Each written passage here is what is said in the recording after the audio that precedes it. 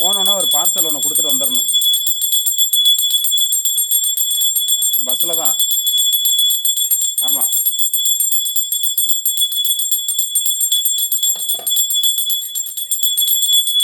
Ready பண்ணி விடுங்கண்ணே. கொஞ்சம் night கிளம்புனா காலைல 10 மணிக்கு ஏர்போர்ட்டில் போயிட்டு.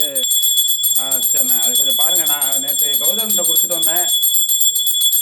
அவர் சித்தப்பாட்ட ஃபோன் பண்ணி சொல்லவே இல்லை. நீங்கள் அங்கே பத்திரிக்கை கொடுத்தானே அவன்? இல்லை, கௌதம்கிட்ட தான் பத்திரிக்கை கொடுத்துட்டு வந்திருக்கேன். அப்படியே சித்தப்பாட்டே சொல்லிடும் கூப்பிட்டு வந்துருங்க. இன்னைக்கு அர்ஜென்ட்டுண்ணே, மலேசியாவிலேருந்து ஒருத்தர் வராரு.